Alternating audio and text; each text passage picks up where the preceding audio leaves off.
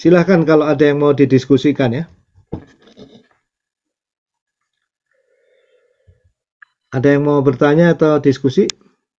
Silahkan.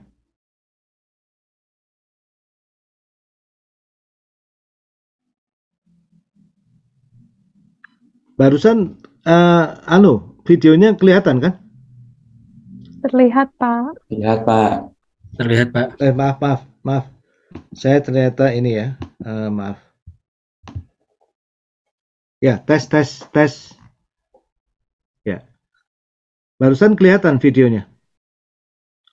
Ya, terlihat, Pak. Terlihat, Pak. Pak. Jelas, Pak. Kelihatan. Ada yang mau menanggapi?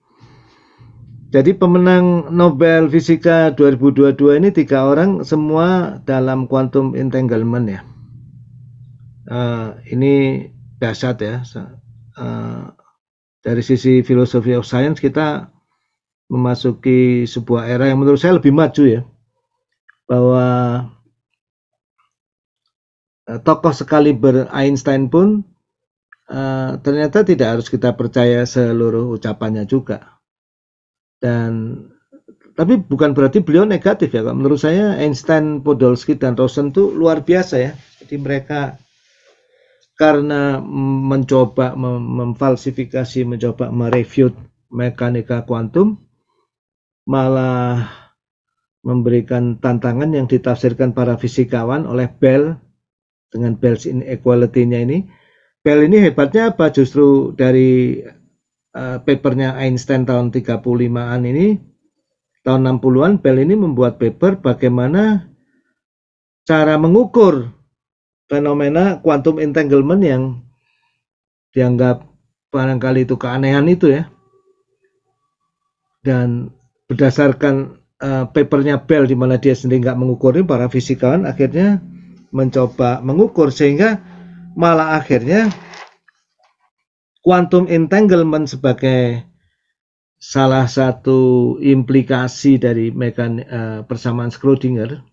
Kalau kita lihat ya, memang membuktikannya pakai persamaan Schrödinger ya. Itu bukannya memfalsifikasi atau bisa meruntuhkan mekanika kuantum atau persamaan Schrödinger, malah menjadikannya semakin corroborated, semakin kokoh ya. Nah, ini sebuah tradisi yang sangat bagus menurut saya. Saling mengkritik, saling mereview, tidak untuk ego, tapi memang betul-betul tulus karena pencarian kebenaran. Barangkali ini yang di era AI itu nanti harus kita terima juga ya.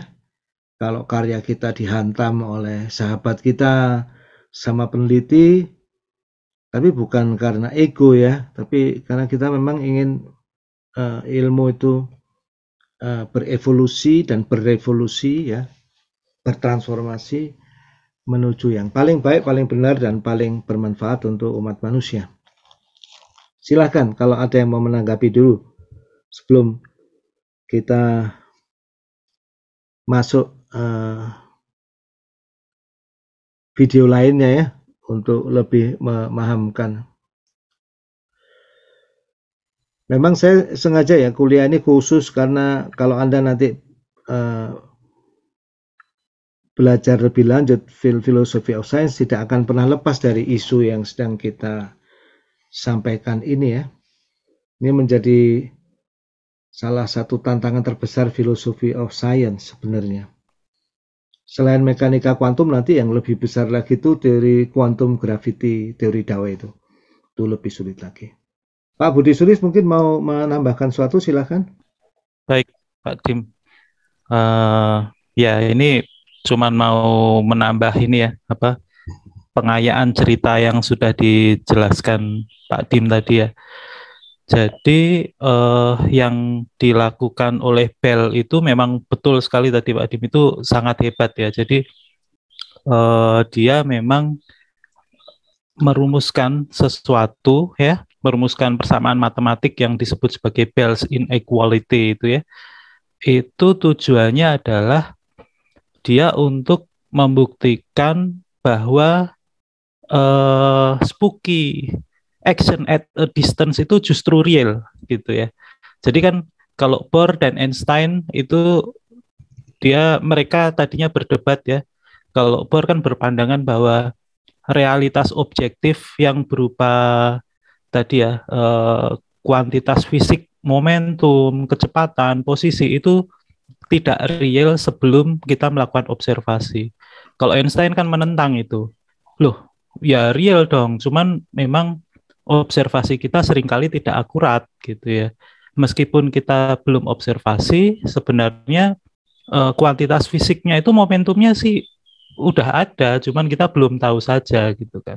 Itu kan semacam debat filosofis gitu ya. Nah, konsekuensinya itu ke papernya Einstein, Podolsky, Rosen tadi ya, IPR itu. Jadi dari situ sebenarnya belum terpecahkan juga nih. Einstein justru menyimpulkan, nah kalau quantum entanglement seperti yang diramalkan oleh persamaan Schrödinger itu benar, maka itu yang terjadi akan sangat aneh, yang dia sebut sebagai spooky action at a distance. Jadi itu sebenarnya ungkapan itu sebenarnya mocking ya, seperti ngece gitu ya, ngenyek gitu ya. Ya kasarnya gitulah ya. Nah, berikutnya sebenarnya ada pembuktian itu, kalau nggak salah von Neumann ya. Von Neumann itu sebenarnya setelah IPR kalau nggak salah, dia membuktikan bahwa teori kuantum itu sebenarnya komplit gitu ya. Tidak seperti yang dibuktikan oleh IPR. IPR menyimpulkan tidak komplit. Von Neumann itu menyimpulkan komplit. Ada pembuktian matematisnya ya. Saya terus terang baca detailnya juga agak-agak nggak mudeng gitu ya. Tapi kira-kira gitu. Dia menyimpulkan komplit. Jadi yang benar itu Bohr gitu. Nah, menariknya Bell sebelum membuktikan teorinya sendiri, dia justru meruntuhkan pembuktian von Neumann dulu. Jadi dia bilang pembuktian von Neumann itu salah karena ada circular argumen gitu ya. Jadi ketika membuktikan, dia mengasumsikan sesuatu yang akan dibuktikan dulu. Jadi semacam circular. Kesalahannya lumayan fatal itu. Nah, setelah itu Bell merumuskan Bell's inequality, tujuannya untuk membuktikan bahwa Einstein yang benar. Jadi Bell itu sebenarnya di kubu Einstein. Bell's inequality itu dia inginnya kalau itu nanti betul-betul menjadi eksperimen, itu justru hasilnya spooky action at a distance itu nggak ada. Pasti itu ada sesuatu yang terjadi di belakangnya yang disebut sebagai local hidden variable. Jadi ada variabel yang menyebabkan itu terjadi seketika. Kemungkinannya adalah memang di awal ketika dua partikel tadi berinteraksi, momentum ataupun posisinya ataupun kecepatannya itu udah ditentukan di awal.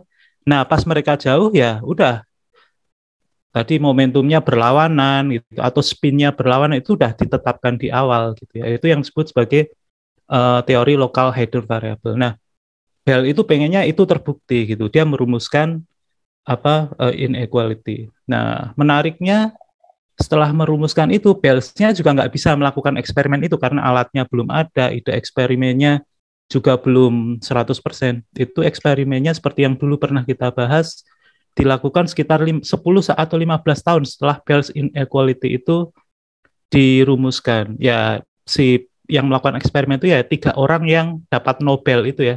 Alain Aspect, Zeilinger, dan satunya saya lupa. Satunya lagi John Clauser kalau nggak salah ya. Jadi ada 3 orang itu. Jadi menarik. Nah, 3 orang itu tidak hanya melakukan satu eksperimen yang sesuai prediksi Bell tadi. Dia melakukan beberapa lapis eksperimen sampai tahun 2010-an atau 2020 gitu ya. Nah, itu nanti Bapak Ibu kalau mengamati eksperimen-eksperimen itu luar biasa itu. Jadi semacam memecahkan misteri, misterinya itu nanti menghasilkan konjektur baru, konjekturnya itu di eksperimen lagi menghasilkan misteri baru gitu ya. Kira-kira seperti itu. Mungkin itu Pak Dim, tambahan sedikit. Terima kasih sekali Pak Budi Sulis. Ya.